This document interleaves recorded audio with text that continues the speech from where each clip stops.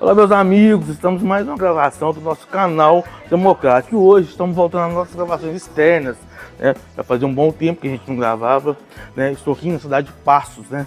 A minha cidade que eu adoro, né? Que eu nasci e tenho um carinho especial por ela, né? Então vamos começar nosso bate-papo aqui hoje, né? Com uma pessoa muito especial, não é isso? Então, pessoal, estamos aqui conversando com a nossa amiga Gabriela Aquino, né? Ela que é zootecnista, né? É mestre nessa área, está doutorando. Não é isso, Gabriela? Isso mesmo. Boa tarde, pessoal. Gostaria de agradecer o convite. É um prazer estar presente aqui no canal Democrático, um canal que eu admiro muito, que traz sempre assuntos muito inovadores e atuais. Pessoal, então, para você que está aí, né, que está nos assistindo, né, que vai nos assistir em algum momento aí, ou vai nos ouvir, né, é, uma área muito específica, né? Eu mesmo realmente vim conhecer essa questão, essa parte da zootecnia depois, né? A Gabriela começou a fazer todos esses estudos, né? Gabriela, conta para nós o que é o que um zootecnista faz, né? Embora muita gente não conheça e não saiba o que o zootecnista faz, a zootecnia está presente no dia a dia de todo brasileiro. Por quê? A zootecnia ela trabalha com todos os produtos de origem animal, desde a parte de melhoramento genético, sanidade, nutrição, saúde, manejo, bem-estar animal. Então, qualquer produto de origem animal tem o trabalho de um zootecnista. Ovos, leite, carne, couro, subprodutos que são muito utilizados também na indústria farmacêutica. Então, tudo isso o zootecnista tem a sua atuação. E é muito confundido, a gente confunde muito com a questão do veterinário, né? Que acha que o veterinário que vai cuidar disso, né? Na verdade, não é bem assim, né? É específico do. Isso, é só o zootecnista que tem a formação específica para nutrição animal, para formular rações, para balancear essas dietas. E o médico veterinário e o agrônomo também, eles devem atuar em conjunto com o Sim, sim. zootecnista. Então, o médico veterinário fica mais ligado à parte de saúde, né, a parte clínica, e o zootecnista na parte de manejo para evitar, né, que ocorra alguma doença, algum sintoma, para não ter que levar ao veterinário. E a questão da formação, quantos anos são? São 5 anos de graduação.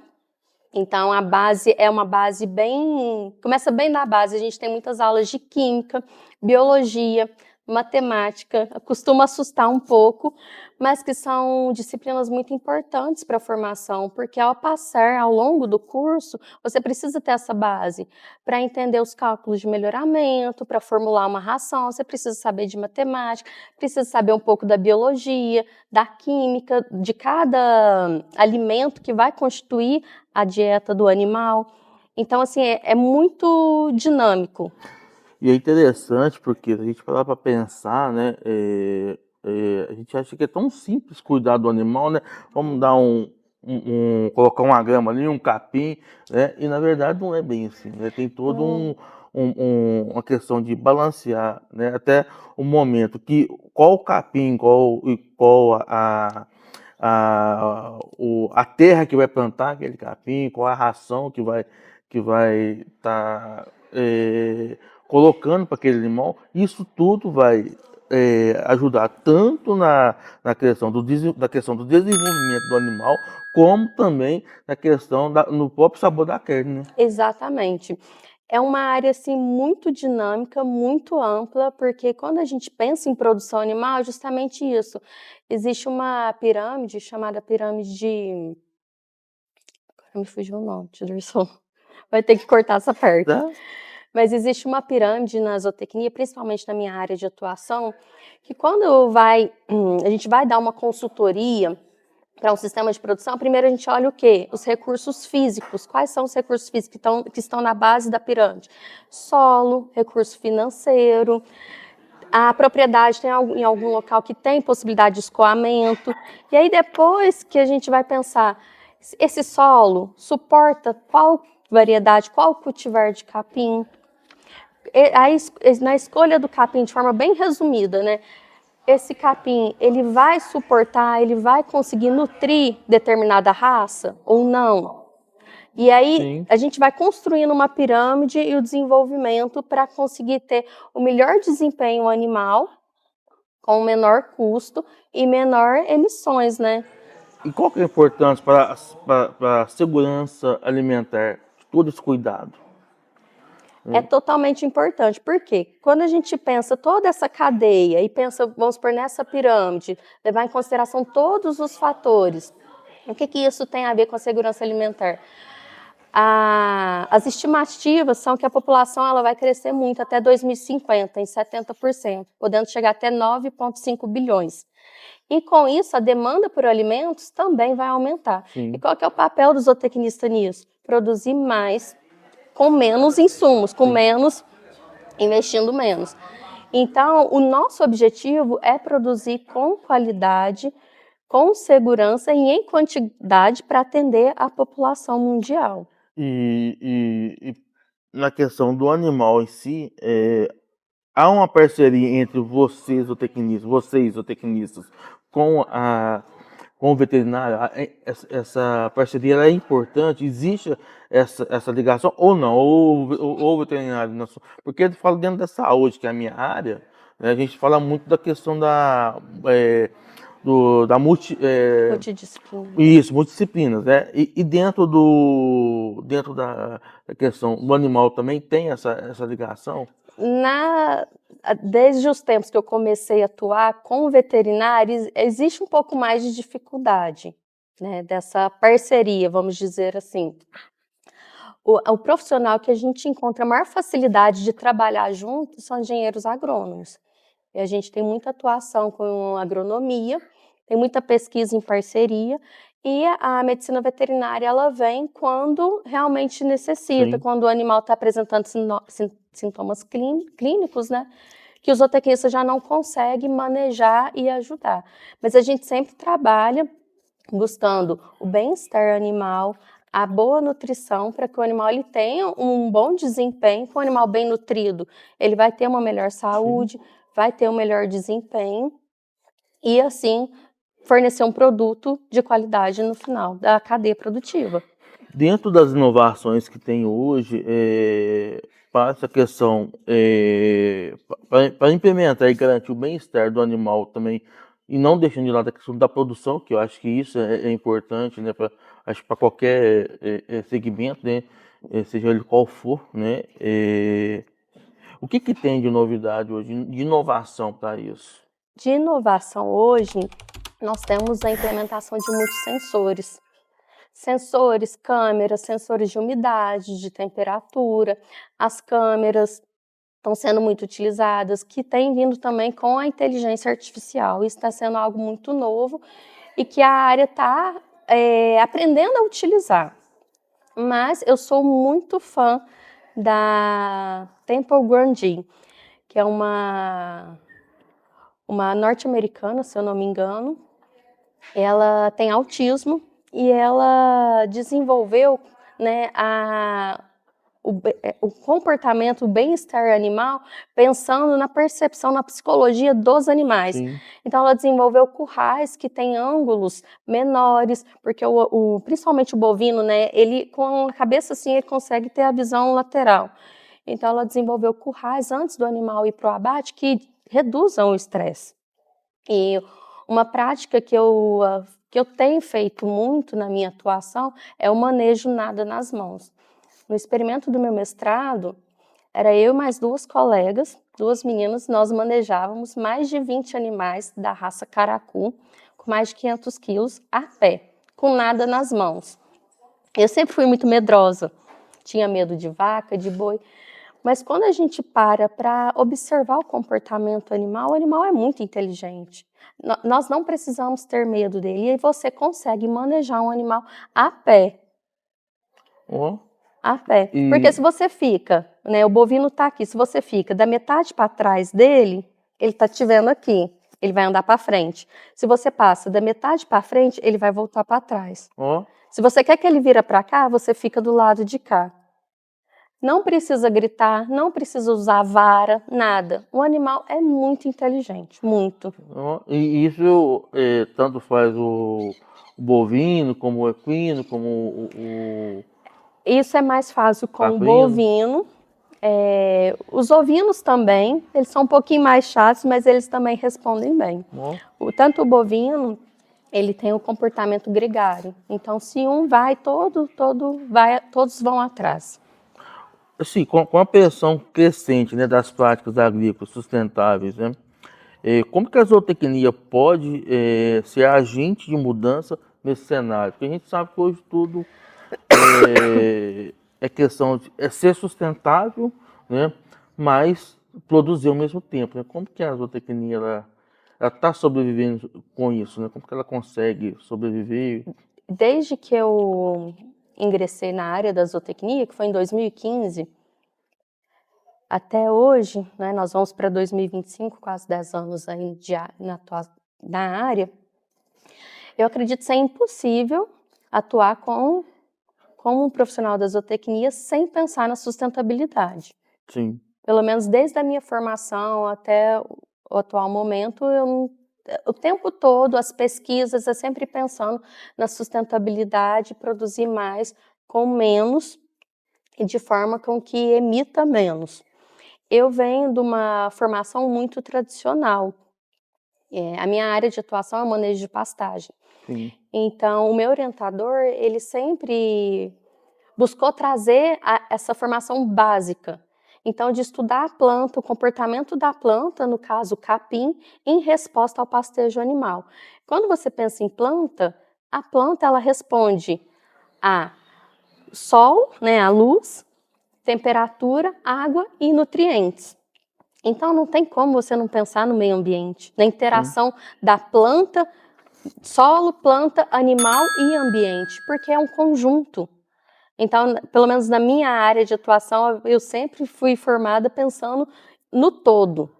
Então, são muitos fatores que vão influenciar a produção, o desempenho animal, o desempenho da própria planta, se ela vai produzir mais ou menos.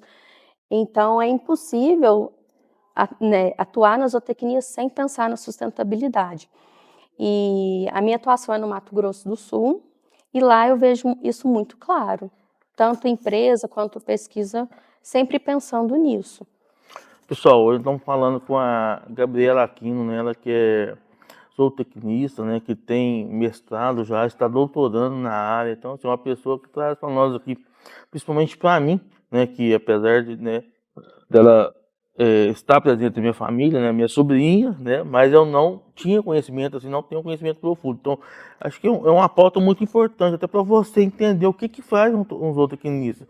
Que muitas vezes você acha que todo aquele trabalho que é feito para o animal produzir mais, a carne ficar mais saborosa, elas vêm, né, de um veterinário, né, ou de um outro profissional, né, ou de um engenheiro agrônomo, que na verdade não é de um zootecnista que tem uma especialidade própria para isso. Então é importante você assistir esse podcast, que você vai ficar aí de queixo caído, saber o que faz um zootecnista.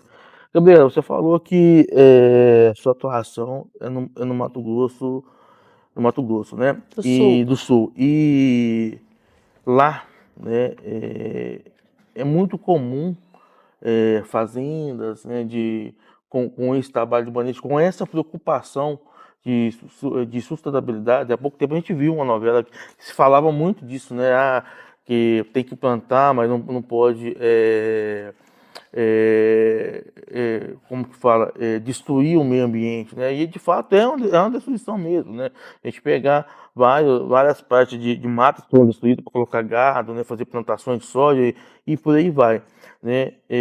Mas a importância realmente de trazer essa sustentabilidade para o nosso para o nosso diálogo, na nossa discussão aqui, é justamente para que situações como aconteceu no Rio Grande do Sul, até há pouco tempo, aconteça em outros locais, porque aquilo que aconteceu no Rio Grande do Sul, isso provavelmente vai vai ser Cada vez constante, mais né? comum. Mais comum. E, e uma coisa que a gente que não vai parar de acontecer, é a gente parar de comer carne, seja ela de qualquer animal, né? E assim, a população, ela tende a ficar mais velha, né? Realmente, então assim, isso tudo é uma evolução para que o mercado, né, ele tenha que produzir mais, né? Sim. Lá existe essa preocupação com isso? Existe. Eu costumo dizer que o agro, ele sofre muitas críticas, Sim, né, da questão ambiental. sim, Mas eu nunca vi um setor que trabalhe tão arduamente, eu falo por mim, arduamente mesmo, de ficar das 7 da manhã às 5 da tarde debaixo do sol para produzir, para pesquisar e trazer soluções que vão mitigar os gases de efeito estufa, que vão afetar o clima. Então, assim, eu tenho muito orgulho de dizer que eu faço parte do agro que preserva, porque existe uma grande parte do agronegócio que está muito preocupado e que quer preservar. Até porque se a gente não preservar, a gente não consegue sim. produzir com qualidade. Então, as pesquisas, elas estão atuando fortemente nisso desde que eu ingressei. Os objetivos da pesquisa sempre são qual a técnica, qual o manejo que vai emitir menos, que vai produzir mais emitindo menos. Então, eu vejo isso muito forte lá. Lá também, no Mato Grosso do Sul, a gente, não é a minha área de atuação, mas né, a gente acaba ficando por dentro, mas existem bonificações para abater os animais mais jovens. Então, quanto mais jovem, a qualidade da carne é mais macia, é melhor, e menos tempo o animal fica no ciclo, menos tempo ele fica emitindo ali. Aqui em Minas Gerais eu nunca ouvi falar, mas lá isso é muito forte. Eu te pergunto isso agora, se aqui em Minas Gerais se existe alguma preocupação com isso, né? Porque a gente fala Minas porque Minas realmente é um estado que tem muito gado, né? Que tem muita terra, né? Além, lógico, a gente sabe que a questão nossa aqui é muito o café e cana-de-açúcar também, mas ela sempre foi ainda pela questão do gado, por ter muitas terras, né? Sim, eu acho que, assim, pelo que eu vejo lá, eu cresci aqui em Minas, mas estou há 10 anos no Mato Grosso do Sul. Lá o incentivo é maior nesse quesito. Esse Sim. incentivo de certificação, de rastreabilidade e de bonificação dentro do frigorífico. E a gente fica triste porque isso depende muito do governo, né? Eu acho que, lógico, que depende muito da questão toda de cada empresário, de cada agricultor, de cada pessoa que trabalha dentro do agronegócio. Mas, se não houver uma política também do Estado em si, né, acaba que a pessoa que trabalha com essa questão do animal, ela vai falar assim, por que eu vou ter todo esse trabalho? Porque realmente é um trabalho, não é fácil, É, né? Você produzir um animal, né, sustentar, abater mais sim. jovem, com a carne de melhor qualidade, realmente, e requer mais tecnologia. E justamente precisa desse incentivo.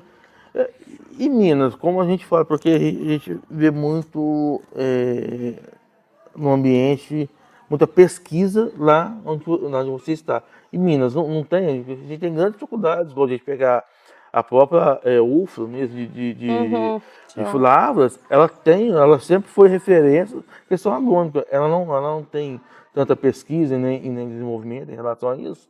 Tem bastante pesquisa. Eu não conheço muito a fundo, mas a questão que eu penso aqui em Minas é porque o mais forte aqui é a produção de leite, né? Bovinocultura de leite. Então, o objetivo é produzir o leite. Como lá o estado é forte em bovino de corte, produzir carne, eu penso que talvez seja por isso. Mas não impediria, né? Porque acaba que assim, eu falando leigamente, né, que se o animal para ele produzir um bom leite, né, ele vai ter que ter uma boa alimentação, né? Então, acho que isso tudo tem a ver Tem. com esses cuidados que estamos falando desde o Sim, início, né? sim, com certeza. Mas assim, mas são coisas aí que a gente traz para discussão, para você que está assistindo, que vai assistir em determinado momento, colocar a sua sugestão e a gente trazer aí possibilidades, porque a gente não vê falar tanto disso, porque eu penso que deveria ser mais falado, tem porque a gente tem grandes faculdades, a Sim. UFMG, né, a UENG, né, Eu a costumo UFLA. dizer, todo mundo que está na área acadêmica, do ramo da Hum. zootecnia, chega nesse consenso. As pesquisas existem. O que que falta no Brasil? Falta a pesquisa levar os resultados para o produtor. Então fica as instituições, no caso a Embrapa e as universidades fazendo pesquisa, e o produtor aqui. Então falta essa comunicação, levar mais as tecnologias para o produtor aplicar na prática. E o que que acontece? A área acadêmica produz artigos em inglês. Nenhum produtor vai ler artigo em inglês. São raros os que leem e que conseguem. Então, eu acho que no Brasil falta essa transferência de tecnologia. O que a Embrapa faz hoje em dia são os comunicados técnicos, que são resultados de pesquisas numa linguagem mais simples, que todo mundo consegue ler e entender e aplicar na prática. Eu acho que a gente vai muito naquela questão de saber que é informação, você saber que o tomate é fruta, mas que você não pode colocar ele na salada de fruta, né? E muitas das Exatamente. vezes é isso. Tem a informação, só que ela não chega de uma forma que o produtor ele possa usar Uhum, ela de que fato que não beneficie não só ele, mas também a população que vai usar uma carne, um leite de melhor qualidade. exatamente. Então, assim, aí é o que a gente fala, falta um pouco da gestão também do Uhum, Estado em trazer isso, porque isso é bom para o Estado. sim. Um Estado que produz mais, é um Estado que ele acaba saindo na frente muitas vezes, né? E às vezes acontece que ele se omite a isso, né? A Embrapa, pelo menos, para quem não conhece a Embrapa, fala um pouquinho dela para as pessoas entenderem o que é. A Embrapa é uma empresa brasileira de pesquisa. A função dela é justamente fazer pesquisa. Aqui no Brasil, nós temos Embrapas em vários estados do país. Lá em Campo Grande tem Embrapa Gado de Corte. E o que eu posso dizer um pouquinho daqui, eu já atuei lá dentro, né? Eu realizei minha pesquisa de mestrado dentro da Embrapa. Foi a pesquisa que... O que que acontece? Os capins que nós temos hoje no Brasil, eles vieram da África. E tem um banco de germoplasma que veio de lá e todo o material genético. Os mais tradicionais foram trazidos para o Brasil. Na época, eles eram feitos as camas dos escravos nos navios negreiros. E aí eles iam chegando, né, e ia caindo as sementes e foi sendo implantado. E a Embrapa tem esse banco de germoplasma com vários materiais genéticos e ali são feitos os cruzamentos e são desenvolvidos os capins aqui no Brasil. A minha dissertação do mestrado, depois que o capim ele é lançado, as pesquisas continuam. Ou seja, antes de lançar é feita pesquisa e após o lançamento também. Por quê? Porque nós precisamos testar esse capim em vários tipos de biomas e várias categorias animais. Então, eu testei a BRS Tamani, que é uma cultivar de pânico máximo, que é indicada para sistemas intensivos, e nós testamos qual era o melhor manejo para ela e qual o manejo mais sustentável para essa cultivar. Isso foi feito dentro da Embrapa Gado de Corte. Pessoal, hoje estamos falando com a Gabriela, ela que é zootecnista, né? Ela concluiu o mestrado dela por pouco, já está doutorando na área. Então, você que não sabe o que faz uma zootecnista, né? Vai lá, assista esse podcast, que você vai ficar encantado o que faz esse profissional. Ou seja, você que come uma carne boa, né, que tem todo esse cuidado com a alimentação, você vai saber que não é o veterinário, que não é o engenheiro agrônomo que cuida disso, que é o zootecnista. É muito legal pensar que quando a gente está comendo um prato de churrasco, né, tem uma Sim. picanha ali macia, suculenta, Uhum. existe anos de trabalho para produzir aquela carne. No Sim. meu caso, eu trabalho com manejo de pastagem, que é a base da nutrição Sim. do gado bovino. Então, eu fiquei assim 2 anos no campo para testar, para obter resultados, para que qual o manejo que teria, qual a altura, a melhor altura, qual a melhor dose de nitrogênio para aquele capim, para que ele tivesse o maior teor de nutrientes para alimentar aquele gado. Então, assim, tem muito suor no campo, Sim. muito. Interessante, igual você comentou sobre da Embrapa, né? Que é um equipamento público, né, federal, Sim, que assim, ele é fundamental, né, para várias outras questões, né? Ele ajuda tanto não só o agronegócio, vamos dizer assim, em grande escala, mas como um pequeno produtor, né, e desenvolve vários projetos, né, para que a pessoa possa não só o criador, né, o pequeno ou grande, mas também o estudante possa desenvolver projetos junto ao sim. Embrapa. Então, assim, é um local que realmente a gente tem que valorizar, né? Por isso que a gente fala muito da importância que é esse equipamento público e se continuar injetando dinheiro lá, porque sem dinheiro para pesquisa, para bolsa, fica inviável Fica também você inviável. ficar por conta de fazer pesquisa, né? Porque as pessoas têm que trabalhar, elas têm que comer. Se você formar na faculdade, você não vai ficar só por conta de fazendo pesquisa. Então, você tem que ter realmente uma bolsa. É importante esse investimento, né? Então, você que não conhece a Embrapa, pesquise também e faça a defesa, que só temos a ganhar com isso. Gabriela, a gente tem uma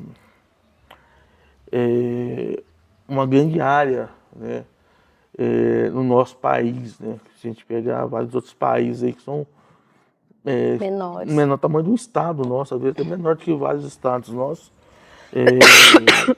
Ainda, na sua opinião, ainda falta muito investimento do governo, não só federal, mas como estadual, para que esses locais, essas terras, elas sejam produtivas. Porque a gente pegar na década de 80, né, acho que você nem era nascido, né, mas a gente pegar na década de 80, 90, se falava tanto da reforma agrária, né, que era importante, você ainda acha que tem que ter uma reforma agrária, você ainda acha que dá para se usar toda essa terra sem prejudicar o meio ambiente para que catástrofe igual aquela de Rio Grande do Sul não aconteça, ou que se previna isso também.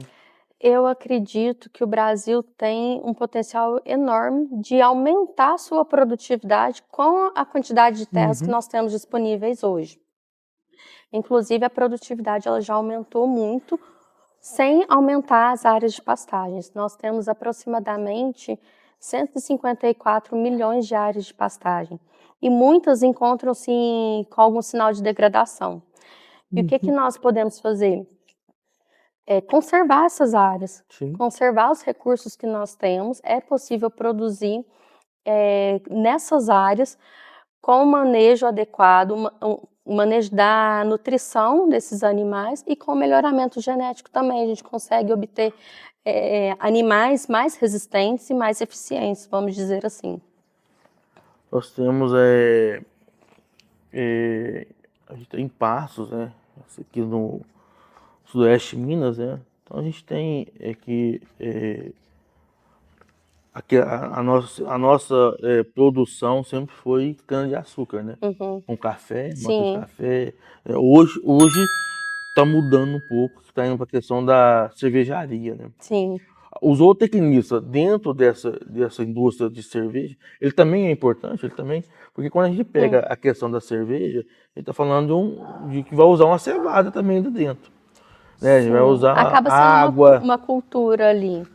Eu não consigo ver de forma direta, mas de forma indireta, sim, Acaba- seria possível. porque ele acaba que ele vai usar muito ali a questão do solo, da água, né?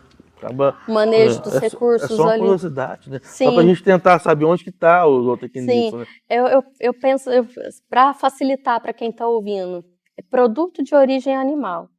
Se tem, tem um zootecnista ali, né? No meu caso, por exemplo, trabalho com pastagem, é a alimentação do gado bovino. Agora, a partir de culturas agrícolas, embora a gente tenha uma formação ali, né, sobre a cana, sorgo, até para fazer silagem, mas para produzir assim seria mais adequado engenheiro agrônomo. Sim. Por quê? A gente conseguiu traduzir, a pesquisa traduziu anos de estudos e de respostas em altura, em uma medida fácil para o produtor, para aquele capim que ele esteja no momento ideal para o animal pastejar e alimentar com o seu a sua elevada qualidade nutricional. Então, eu acredito que hoje em dia seria implementar as tecnologias já disponíveis. Como que você vê a evolução daqui a uns anos? É a evolução dessas tecnologias. Hoje em dia, Mesmo em consideração que você está falando que temos tecnologia e mesmo assim não consegue se aplicar nela. o que me preocupa é justamente isso. Nós temos tecnologia simples, como uma régua de manejo, e o que nós temos visto muito hoje? A vinda da inteligência artificial, a tecnologia. E aí, vai substituir o homem? Eu acredito que não. A inteligência artificial está aí para auxiliar a tomada de decisão. Ela não vai te dar a decisão pronta. Então, se você não tiver o conhecimento, de nada serve o que ela vai te trazer como resposta. Então, isso me preocupa muito, é manejar pasto por drone, por satélite. Eu não acredito. Eu não acredito. Eu acredito que ele está ali para te auxiliar.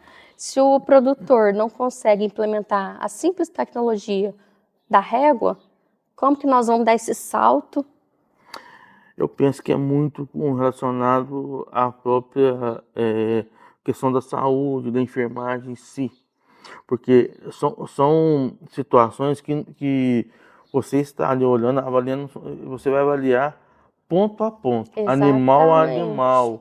Então, assim, cada animal, de repente, vai ter uma resposta a determinadas situações, né? Questão da régua. Beleza, sabe como que é feito, né? Mas se não tiver a pessoa para avaliar se aquele animal, né, se Vai depender da categoria, da raça, da não é genética, só o pesar. solo, o clima, tá chovendo, não tá? Uhum, Todos os anos, as distribuições das chuvas estão atípicas. sim. Tudo isso influencia. É. E quais as tendências que você é, quais as tendências que você vê, né, em outros países, né, ou você acha que poderia estar usando no Brasil que você não que você vê que o governo ou que a própria indústria não faz, né? Porque a gente vê tanto que tem muita evolução, né? Assim, do pouco que eu li, né? Nos Estados Unidos, por exemplo, a gente vê muita evolução relacionada à alimentação, na questão Sim. de gado, silagem, né? Ou o Brasil realmente ele está caminhando igual os outros países. Eu acredito muito no potencial do nosso país. O que eu tenho visto que já existe nos Estados Unidos são dietas balanceadas para determinados grupos ou até mesmo individualmente. O que existe então? Existem robôs automatizados que o animal ele entra no coxo e aí tem uma tag, né? Ali já faz a leitura de qual animal é, e ali o próprio misturador já faz a mistura e a dieta adequada para aquele animal específico. Ou para um grupo, né? Às vezes está numa baia e tudo mais. No Brasil, nós temos hoje já esse tipo de sensores, está sendo muito utilizado, está vindo muito tanto sensor para confinamento, o animal às vezes vai tomar água na balança, ele já é pesado no momento que ele entra ali para tomar água, e também pesa a quantidade de água que ele ingeriu. Então, tudo isso já está vindo para o Brasil, já tem profissionais capacitados, mas entra naquele ponto. A gente tem que ter um pouco de cautela ao utilizar essas tecnologias, porque elas estão aí para auxiliar a tomada de decisão e não para tomar a decisão por nós mesmos. Acho que é interessante, o animal já entra, já viu o que ele vai comer ali, como que vai balancear. É muito, Muito, né, é muito, muito surreal para pensar, né? muito. A questão da água, né? Já pesa aí, não, beleza. Esses animais têm que comer mais isso, menos aquilo. É muito. Para animais geralmente confinados, essas tecnologias já estão sendo muito utilizadas nos Estados Unidos e têm vindo para o Brasil, principalmente com suínos e bovinos. Gados leiteiros também, né? Tem os sensores para medir temperatura, tudo isso. Agora, na minha área específica, que é pastagem, a gente encontra um pouco mais de desafio, porque são extensas áreas. Então, para a gente pegar dados de satélite, muitas vezes tem nuvem, e aí já dificulta. Então, assim, a tecnologia, os modelos matemáticos, eles estão se aprimorando para conseguir aplicar mais as áreas de pastagens. E com a facilidade da internet também hoje para o campo facilitou bastante, né? Muito. Muito, porque antigamente era realmente era tudo no campo era mais difícil, Mais né? difícil. Hoje em dia a gente tem um animal que é rastreado, né? Se você tem uma grande área de fazenda, o animal tem um sensor, ele é rastreado, você sabe onde ele está. Até para as informações chegar até eles, né? Sim, Lógico, que tem muita informação que chega de forma equivocada, né? Mas as assim, informações corretas que chegam até para eles aplicarem é mais fácil. Curso que eles estão fazendo também, né? sim. Que é mais fácil eles estar fazendo. Gabriela, estamos caminhando para o final do nosso podcast. Passa-se muito rápido, né? Acho que a gente for ficar aqui debatendo, falando, dialogando, tem N perguntas a serem feitas, né? E todas as perguntas são importantes, né? Então você que vai assistir aí, ó, você vai deixar sua perguntinha lá, você vai deixar algum ponto que a gente não falou, fica à vontade, aí vai colocar nos comentários aí, ou mandar algum e-mail, né? Ou mandar um direct para nós lá no nosso Instagram, fica à vontade.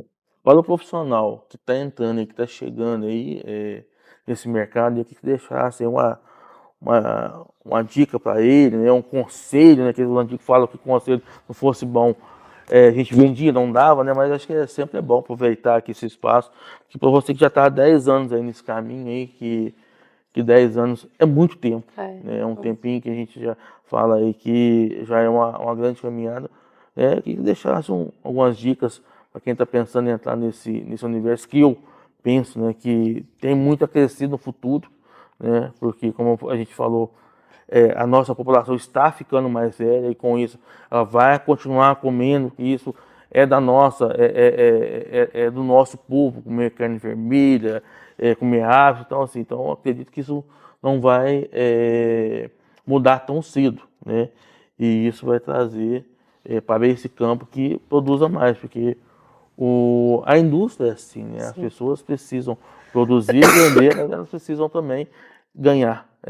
E a gente fala que, por isso que eu entendo que é uma profissão que tem tudo no futuro, Tem muito espaço. muito espaço para crescer. Eu diria que para quem pretende, né, estudar zootecnia, seria aproveitar os estágios. Desde o meu primeiro ano de faculdade eu fiz estágio. Se você não tiver o conhecimento prático, de nada adianta. Por isso eu digo muito a minha preocupação com as tecnologias. O conhecimento prático ninguém tira de você. Para tomar a decisão, Sim. você está ali no campo. Coloco o animal para pastejar? Não coloco. É tudo muito rápido e muito dinâmico. Então, precisa desse conhecimento prático. Então, façam estágios, aproveitem, não fiquem só na sala de aula. E para quem está também aí, né, terminando a faculdade, formando, a questão das tecnologias de precisão estão muito em alta. Eu acho que tem muito a desenvolver e vai contribuir muito para melhorar a nossa produtividade. A gente agradece aqui no nome do canal Democrático, o seu tempo, né, que eu sempre gosto de frisar. O tempo nosso é o bem mais precioso que a gente tem. Ou seja, se você gastar ele de forma errônea, né, ou gastar ele de uma forma que você depois venha se arrepender, não tem como você recuperar esse tempo, né? E eu aprendi muito aqui, né, e agradeço muito por esse Eu que momento que a gente ficou agradeço. aqui. Tá bom? Um E papo estamos muito gostoso. abertos aí com a próxima oportunidade de trazer mais novidades para nós, trazer o que é esse universo da zootecnia. Que é muito amplo. Tá Muito bom? obrigada pela atenção, obrigada pelo convite. Pessoal, fica com Deus e até o próximo. Um beijo.